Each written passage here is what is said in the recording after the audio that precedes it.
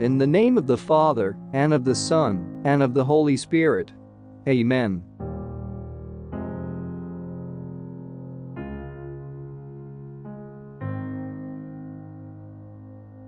I offer you, Lord, my thoughts.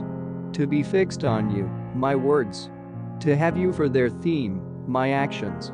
To reflect my love for you, my sufferings. To be endured for your greater glory. I want to do what you ask of me. In the way you ask, for as long as you ask, because you ask it.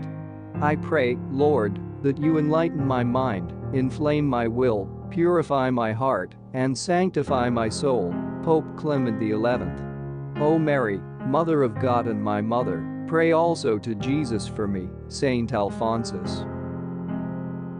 God loves you. Open your heart to Him.